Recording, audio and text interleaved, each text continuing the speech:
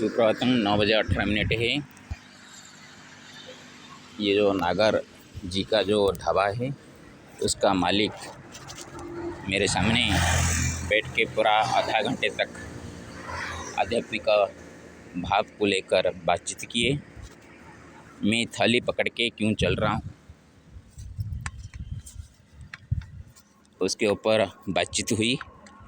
उनका बोलना है कि आप चल नहीं पा रहे हैं, ये थाली छवि को फेंक डालिए।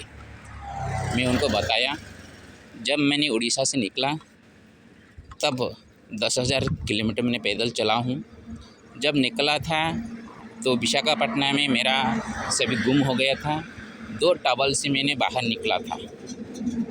रास्ते में जो जो चीज़ मिले उसको पकड़ के मैं चला था।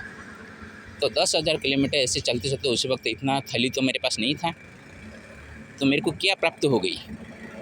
बरंग ये संसार में आपको जो मिलता है उसको पकड़िए और इसमें डूब मत जाइए, और जो कर्म कर रहे हैं संसार का हित करके चलिए।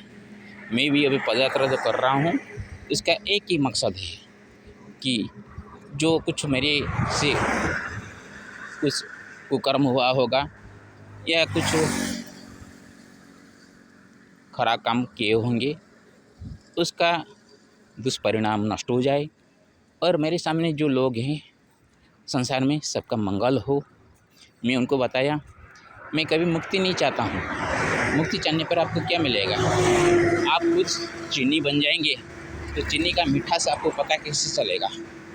भगवान तो इसीलिए पैदा किए हैं कि आप आदमी हैं और चीनी एक वस्तु है, उसको ग्रहण कीजिए और उसका मिठास का अनुभव कीजिए। ज़्यादा मिठास होने पर आपको शुगर भी हो सकती है, तो सुख भी मिलता है और दुख भी मिलता है। ये ज्ञान होने के लिए तो आदमी को बनाया है भगवान।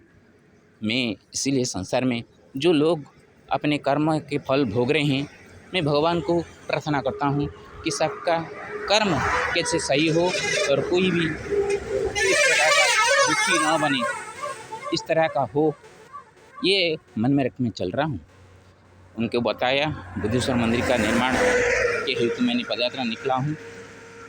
शायद मेरे को लगा कि वो मुसलमान जैसे हैं, क्योंकि मुसलमान के 2-3 वाक्य उर्दू में वो बताए और वो बार बार पूछना चाहते थे परमात्मा कहाँ पे हैं और कैसे हमें जान पहचान हो और सतगुरु से मिलेगा। सतगुरु कहाँ पे आजकल? सभी गुरु जो पहचान भगवान को पहचानता हो, कौन भगवान को पहचानता है? जो भगवान को पहचानता है वो उनके सामने आए हुए व्यक्ति को भी पहचान लेना चाहिए था, लेकिन ऐसा नहीं होता है। मैं अभी रास्ते में जितना आश्रम वगैरह गया हूँ, जो बाबा लोग होके बैठे हैं आश्रम में, उनके साथ मुलाकात करके आया हूँ और जिस तरह का भाव उनसे मेरे मिलता है, एक सांसारिक लोग जो मिलते हैं, भक्त मिलते हैं, उनसे बहुत कुछ अच्छा नहीं है। तो हम कैसे माने कि जो साधु प्रवृत्ति हो जाते हैं, साधु संत बन जाते हैं, वो भगवान को देख लिए हैं? भगवान को देखना इतना सहज नहीं है। भगवान को देखने के लिए कितने युग लग जाते हैं, और भगवान को देखने का होड़ लेकर हम संसार से विरक्त हो जाए और संसार का सभी प्राणियों को गलत बोलकर उनको हम ठुकराए, उनका निंदा करें, ये सही बात नहीं है।